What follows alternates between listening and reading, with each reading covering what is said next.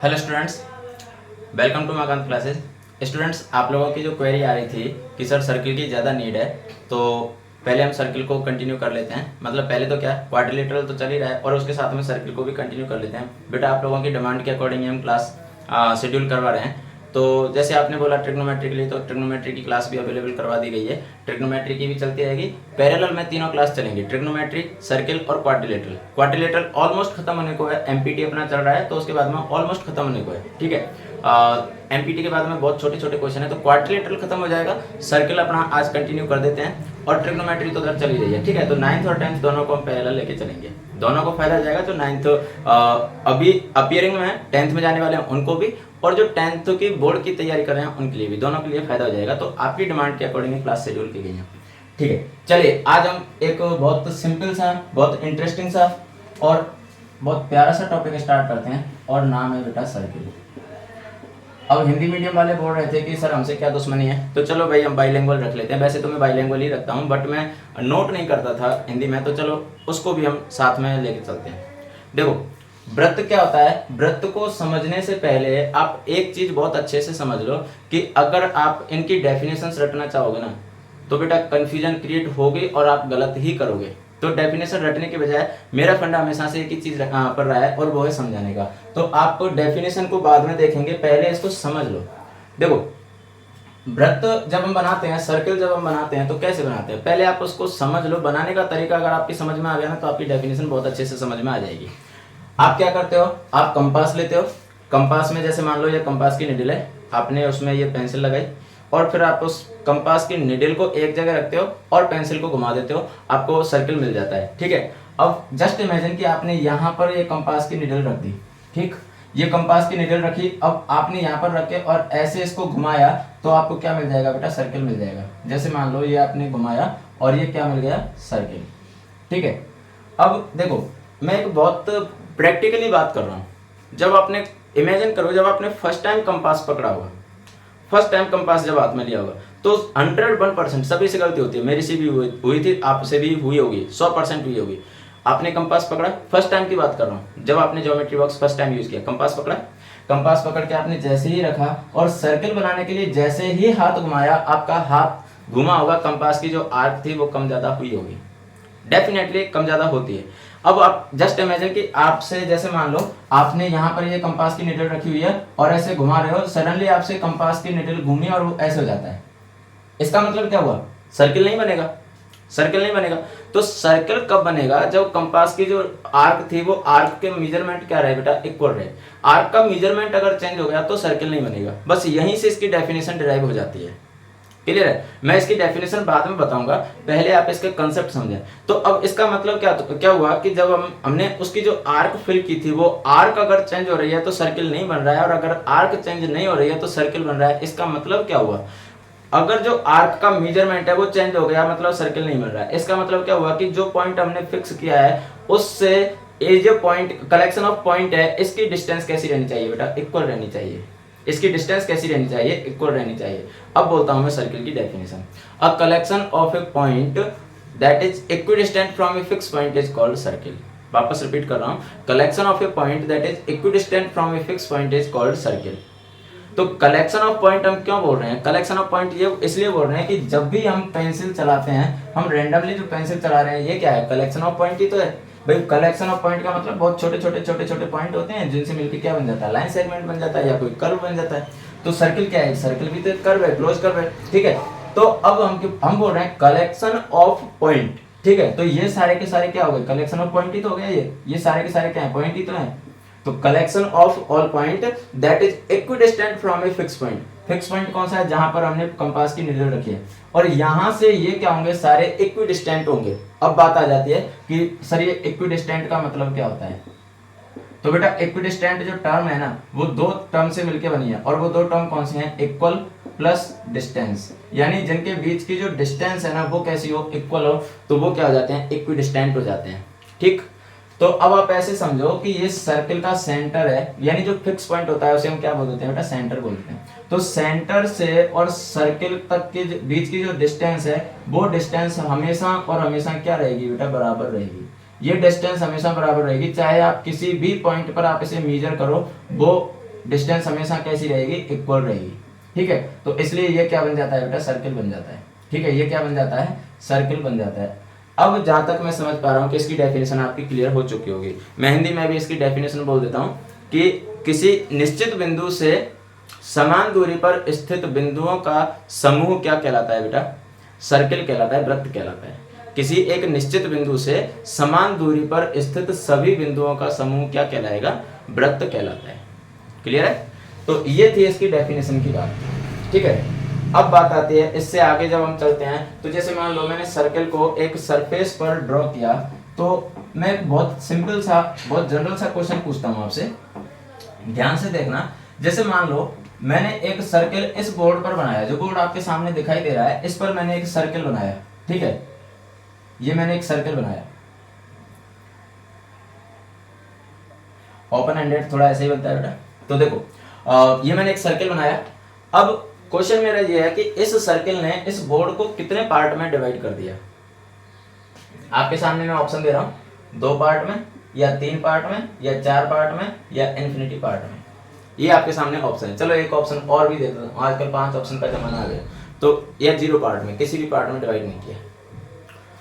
ठीक है, आपका जो भी आंसर हो वो आप कमेंट बॉक्स में जरूर कमेंट करें, ताकि पता तो चले कि आपके कंसेप्ट कितने क्लियर हुए हैं। ठीक है, अब देखो मैं इसका आंसर यहाँ पर कर देता हूँ कि इस सर्किल ने इस बोर्ड को 3 पार्ट में डिवाइड किया है।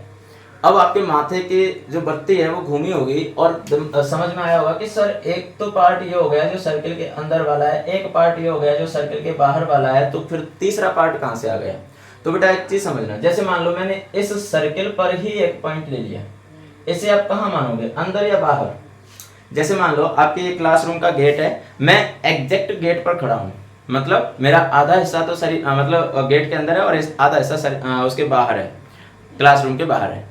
तो मैं क्लास में हूँ या बाहर हूँ, ना तो मैं क्लास में हूँ ना ही मैं बाहर हूँ, मैं कहाँ हूँ, उसकी बाउंड्री पर हूँ। तो अगर बाउंड्री पर कोई ऑब्जेक्ट है, कोई पार्टिकल है बाउंड्री पर, तो वो भी तो कहीं ना कहीं तो है। इसका मतलब ये हुआ कि सर्किल ने इस बोर्ड को 3 पार्ट में डिवाइड किया है। एक तो जो अंदर वाला हिस्सा है, इसे तो हम बोल देते हैं इंटीरियर पार्ट, और एक जो बाहर वाला हिस्सा है उसे हम बोल देते हैं एक्सटीरियर पार्ट, और एक जो खुद सर्किल। ठीक है, एक खुद क्या हो जाएगा बेटा, सर्किल। कोई भी बेटा क्लोज कर्व हमेशा सरफेस को 3 पार्ट में ही डिवाइड करता है, और वो तीनों पार्ट कौन से जाते हैं, इंटीरियर, एक्सटीरियर और खुद जो कर्व है वो। क्लियर है, ठीक है। अब देखो यहां से आपको एक और मैं बहुत अच्छा कंसेप्ट बताने वाला हूं। अच्छा कंसेप्ट क्या है, देखो ये सर्किल है, और सर्किल हमेशा कैसा होता है, क्लोज कर्व होता है। ठीक है, क्लोज कर्व होता है। अगर ये क्लोज कर्व है तो इसका मतलब ये है कि इसका जो इंटीरियर पार्ट है ना, वो तो हमेशा कैसा होता है, लिमिटेड होता है। ठीक है, लिमिटेड होता है, यानी फाइनाइट हम इसको कह सकते हैं। लेकिन जो एक्सटीरियर पार्ट है वो इस सर्किल के बाहर पूरा यूनिवर्स किस में आ जाएगा, एक्सटीरियर पार्ट में। इसका मतलब जो एक्सटीरियर पार्ट है वो हमेशा कैसा हो जाएगा बेटा, इनफाइनाइट हो जाएगा, क्योंकि इसकी कोई बाउंड्री नहीं होगी। इसकी बाउंड्री क्यों नहीं होगी, जैसे मान लो मैंने इस बोर्ड के बारे में बात किया, तो ये बोर्ड इसकी बाउंड्री हो सकती है, लेकिन अगर मान लो मैं सरफेस बहुत बड़ा ले लूं, मान लो मैं जो अपनी अर्थ है उसको ही सरफेस ले लूं, तो अर्थ तो बहुत बड़ी है। क्लियर है, मान लो मैं जैसे सन को इसका सरफेस ले लूं तो बहुत बड़ा है। तो कहने का मतलब है जो हमने सरफेस माना है, तो एक्सटीरियर पार्ट है वो क्या हो जाता है, इनफाइनाइट हो जाता है। क्लियर, तो यहां तक बेटा हमने बात की थी सर्किल की डेफिनेशन की, और सर्किल के जो बेसिक इंट्रोडक्शन था उसके बारे में हमने बात की थी। अब हम बात करते हैं सर्किल से रिलेटेड कुछ टर्म्स, उनकी डेफिनेशंस, उनकी बात करते हैं। तो देखो मैं एक डायग्राम बनाता हूं, और उस डायग्राम में मैं एक एक करके सारी चीजें क्लियर करता चलूंगा, और फिर साथ में उनकी डेफिनेशन भी बताता चलूंगा। नो डाउट डेफिनेशन लिखने की हमें जरूरत नहीं है, फिर भी अगर आप किसी को डेफिनेशन लिखनी हो तो जो मैं बोलते जा रहा हूँ ना, वीडियो पॉज करते और उसमें से लिखते जाना। ठीक है, यहाँ पर हम इतना टाइम खर्च नहीं करेंगे कि डेफिनेशन लिखें। ठीक है, तो देखो मैंने एक सर्किल ड्रॉ किया, ये मैंने एक सर्किल ड्रॉ किया। ठीक है, अब ये सर्किल है और इसके अंदर जो फिक्स पॉइंट होता है, उस फिक्स पॉइंट को तो बेटा हम क्या बोल देते हैं, सेंटर बोल देते हैं। ठीक है, तो इसका मतलब ये तो इसका क्या हो गया, सेंटर हो गया, यानी केंद्र हो गया। ठीक, ये तो हो गया इसका केंद्र। अब एक एक करके हम बात करेंगे। देखो सबसे पहले मैं बात करता हूं मान लो त्रिज्या की। त्रिज्या यानी रेडियस। अब बात आती है कि जैसे ये रेडियस क्या होती है, त्रिज्या क्या होती है, तो आप इसको ऐसे समझो, जैसे मान लो हमारे पास जो रिस्ट वॉच होती है, उस रिस्ट वॉच में बेटा आजकल डिजिटल का जमाना है और मुझे पता है आप सब लोगों के पास डिजिटल वॉच होगी, मैं डिजिटल की बात नहीं कर रहा, मैं रिस्ट वॉच में जो निडल वाली वॉच है उसकी बात कर रहा हूँ, ठीक है। तो जो निडल वाली वॉच है उसको आप ध्यान से देखना, या फिर आप एक काम दूसरा ये भी कर सकते हो, जहाँ आप बैठे हुए हो उस रूम में ऊपर छत पर सीलिंग फैन तो लगा ही होगा, सीलिंग फैन को भी देख सकते हो। जब आप सीलिंग फैन ऑन करते हो तो वो क्या करता है, ऐसे रोटेट करता है। ऑब्वियस सी बात है, जब वो रोटेट करेगा तो जो डायग्राम बनेगा वो कौन सा बनेगा बेटा, सर्किल बनेगा। तो रिस्ट वॉच की जैसे मैं बात कर रहा था, रिस्ट वॉच अगर आपने पहनी हुई है और वो निडल वाली रिस्ट वॉच है, तो आप देखोगे कि जैसे यहाँ पर सेंटर में वो तीनों सुई उसकी कनेक्ट होती हैं और उसके बाद में यहाँ से वो ऐसे घूमना स्टार्ट करती हैं। तो जब वो घूमती हैं तो घूमने के बाद में क्या बन जाता है बेटा, सर्किल बन जाता है। बस ये रिस्ट वॉच की जो निडल है ना, वो निडल ही क्या है, उसकी रेडियस है। निडल रेडियस क्यों हुई, मैं रेडियस की डेफिनेशन बोल रहा हूँ, देखो क्या होती है, line segment joining the centre to circle is called radius. यानी सेंटर को सर्किल से ज्वाइन करने वाला लाइन सेगमेंट क्या कहलाता है, रेडियस कहलाता है। यानी अगर मैं हिंदी में बोलूं तो वृत्त के केंद्र को वृत्त से मिलाने वाली जो रेखाखंड होती है उसे हम क्या कह देते हैं बेटा, त्रिज्या कह देते हैं। अब देखो मैं इसमें अगर त्रिज्या ड्रॉ करूं तो जैसे ये केंद्र है, केंद्र को मैंने वृत्त से मिला दिया, केंद्र को जैसे ही मैंने वृत्त से मिलाया तो अब जो रेखाखंड बना है, इसे हम क्या कहते हैं बेटा, रेडियस कह देते हैं, यानी त्रिज्या इसे हम कह देते हैं। क्लियर है, आई होप की त्रिज्या समझ में आ गई होगी। अब एक चीज और यहाँ से एक इंपॉर्टेंट जो पॉइंट निकल के आता है वो ये है कि एक वृत्त की सारी त्रिज्याएं कैसी होंगी बेटा, समान होंगी। क्यों, डेफिनेशन याद करो, डेफिनेशन हमने क्या बोली थी कि collection of all possible point that is equidistant. हमने बोला था ना इक्विडिस्टेंट, मतलब सारे के सारे पॉइंट कैसे होंगे, सेंटर से इक्विडिस्टेंट होंगे। अगर वो इक्विडिस्टेंट हैं इसका मतलब सारी रेडियस आपस में कैसी होंगी बेटा, इक्वल होंगी। तो ये रेडियस और ये सारी रेडियस जितनी भी आप ड्रॉ करोगे वो सारी कैसी हो जाएंगी, इक्वल होंगी, ठीक है। और एक सर्कल में कितनी रेडियस हो सकती है, नो डाउट इनफाइनाइट पॉइंट है तो इनफाइनाइट ही क्या होगी, रेडियस। भाई हम बोल रहे थे ना collection of all possible point, तो all possible point means how many points, so there are infinite many points. Clear, तो अगर इनफाइनाइट मेनी पॉइंट्स हैं तो इसका मतलब रेडियस भी इसमें कितनी हो गई, इनफाइनाइट, ठीक है, ओके। अब हम दूसरी बात करते हैं बेटा हम जीवा की। जीवा क्या होती है, जीवा मतलब कॉर्ड।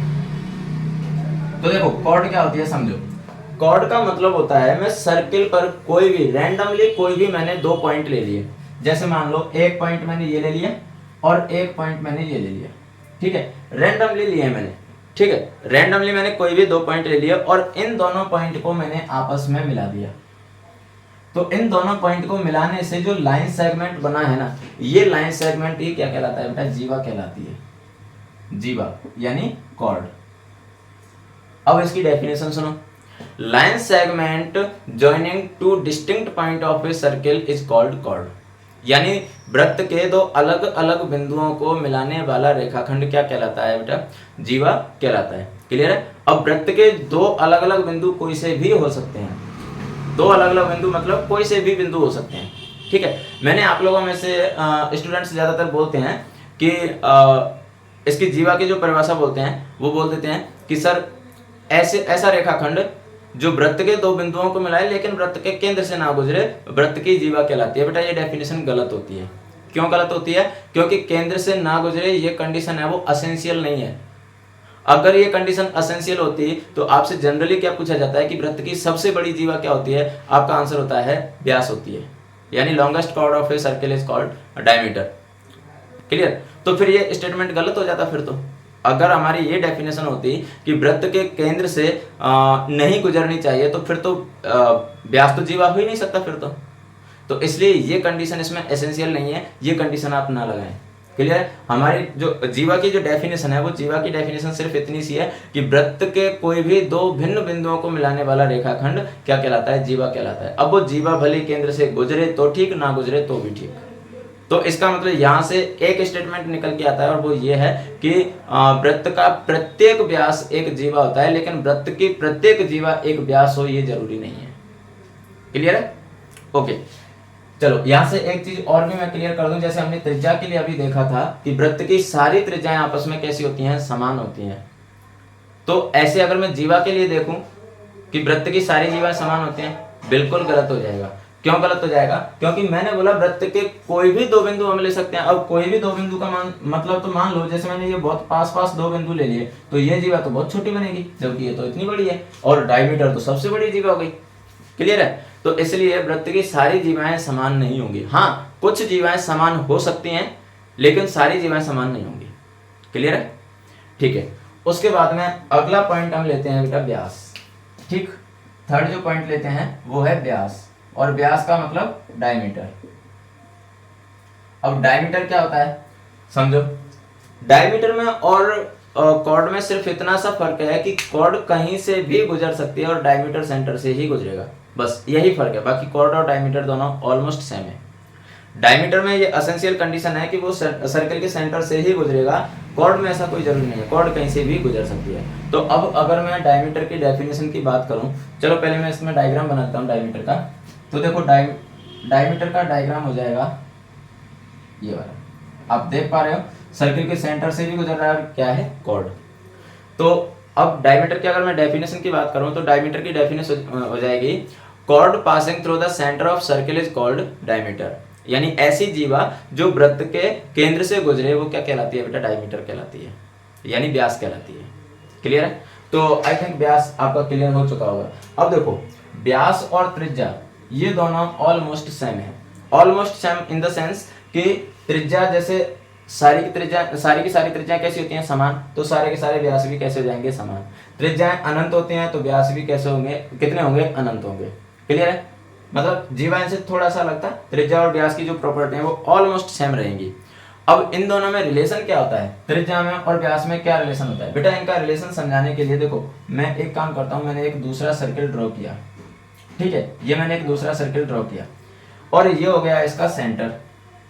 अब आप ध्यान से समझना, यहां से लेके और यहां तक मैंने ये इसकी एक त्रिज्या ड्रॉ की। ठीक, ये क्या हो गई? इसकी रेडियस हो गई, ये इसकी रेडियस हो गई r। ठीक, अब मैं क्या करता हूं कि इसके जस्ट अपोजिट डायरेक्शन में यानी 180 डिग्री का एंगल बनाते हुए दूसरी रेडियस ले रहा हूं। ठीक है, तो मैंने ये एक दूसरी रेडियस ली 180 डिग्री का एंगल बनाते हुए। अब नो डाउट ये रेडियस थी तो ये भी रेडियस है, ये भी रेडियस है। अब आप ध्यान से समझो, अगर ये 180 डिग्री का एंगल बना रही हैं, इसका मतलब ये क्या हो गया बेटा? इसका मतलब ये क्या हो गया? एक लाइन सेगमेंट हो गया, ये लाइन सेगमेंट हो गया। और अगर ये लाइन सेगमेंट है, इसका मतलब ये क्या हो गया? फिर इसका मतलब ये क्या हो गई? कॉर्ड हो गई, कॉर्ड हो गई। लेकिन ये कहां से पास हो रही है? सेंटर से। और अगर सेंटर से पास हो रही है, इसका मतलब ये क्या बन गया? डायमीटर। क्लियर? तो इसका मतलब आप ध्यान से समझो, अगर ये डायमीटर बन गया तो डायमीटर को डिनोट हम किससे करते हैं? डी से। ठीक है, तो D इक्वल्स टू कितना हो गया? देखो यहां से यहां तक ये क्या हो गया? 8, और यहां से यहां तक ये भी कितना हो गया? 8, यानी D equals to R plus R। तो D इक्वल्स टू क्या आ गया बेटा? 2R। तो यहीं से ये रिलेशन निकल के आता है कि जो व्यास होता है वो हमेशा त्रिज्या का कैसा होता है? 2 गुना होता है। ठीक है, व्यास हमेशा त्रिज्या का 2 गुना होता है। डायमीटर जस्ट डबल होगा रेडियस का, और अगर इसका उल्टा बोलेंगे तो रेडियस डायमीटर की कैसी हो जाएगी? हाफ हो जाएगी, यानी त्रिज्या व्यास की आधी हो जाएगी। क्लियर है? तो ये कुछ चीजें, कुछ टर्म्स हमने देखी थी। अब बेटा अगली क्लास में हम क्या चीज देखने वाले हैं वो मैं आपको थोड़ा सा बता देता हूँ, फिर हम अगली क्लास में इसको कंटिन्यू करेंगे। ठीक है, देखो हमने जो बेसिक 3 टर्म्स थी ये तो हमने देख ली। आगे हम बात करने वाले हैं किसके बारे में? चाप के बारे में। चाप यानी आर्क। ठीक, आगे हम बात करने वाले हैं बेटा त्रिज्यखंड के बारे में। त्रिज्यखंड यानी सेक्टर। सेक्टर। आगे बेटा हम बात करने वाले हैं वृत्तखंड के बारे में। वृत्तखंड यानी सेगमेंट। उसके बाद में आगे बेटा हम बात करने वाले हैं स्पर्श रेखा। स्पर्श रेखा और स्पर्श बिंदु यानी टेंजेंट। उसके बाद में हम बात करने वाले हैं छेदक रेखा या प्रतिच्छेदी रेखा। छेदक रेखा या प्रतिच्छेदी रेखा, और इसको हम क्या कह देते हैं? इसको हम कह देते हैं बेटा सिकेंट। सिकेंट। ठीक है, उसके बाद में जब ये सारी टर्म्स हम देख लेंगे, उसके बाद में कुछ हम इंपॉर्टेंट पॉइंट्स देखेंगे। और important points in the sense, important points का मतलब होगा कुछ इंपॉर्टेंट थ्योरम्स हैं, वो थ्योरम्स हम देखेंगे और जिनके लिए हमें नीड होगी वो थ्योरम्स हम प्रूफ भी करेंगे।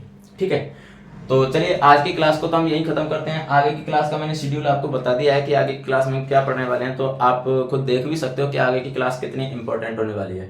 नो डाउट ये सारी चीज़ें ना आप पहले से हो सकता है जानते हो, लेकिन ये सारी चीज़ें आपके लिए नई होंगी। और आपको इतना तो पता है कि 9th क्लास में ये चीज़ें, 10th क्लास में आपके सर्किल के अकेले सर्किल के 2 चैप्टर हैं और उनमें ये कितना इंपॉर्टेंट है आपको खुद पता होगा। ठीक है, तो इसलिए ध्यान रखें बेटा, वृत्तखंड त्रिज्यखंड इन पर दोनों पर ही अकेला एक टॉपिक है और वहां पर आप इनके डायरेक्ट एरिया निकालोगे। वहां पर कोई ये नहीं बताएगा कि त्रिज्यखंड क्या होता है, वृत्तखंड क्या होता है, इनको कैसे मेजर करते हैं, क्या होता है। ये सारी चीजें तो हम यहीं पर पढ़ने वाले हैं। तो इसलिए कल की क्लास मिस ना करें, कल की क्लास बहुत इंपॉर्टेंट होने वाली है। तो आज की क्लास को तो यहीं विराम देते हैं और मिलते हैं कल अगली क्लास में नई एनर्जी के साथ में, नए जोश के साथ में, नई ऊर्जा के साथ में। अगर आपको यहाँ से कंटेंट अच्छे लग रहे हो तो चैनल को सब्सक्राइब करना तो बनता है, लाइक भी करें और अपने दोस्तों में शेयर भी करें ताकि हमें भी इंटरनल मोटिवेशन मिलता रहे और आगे आपके लिए ऐसे ही मेहनत करते रहें और नई नई वीडियो लाते रहें और आपके लिए कंटेंट को और भी ज़्यादा ईजियर बनाते रहें। तब तक के लिए पढ़ते रहिए, आगे बढ़ते रहिए, खुश रहिए। Thank you.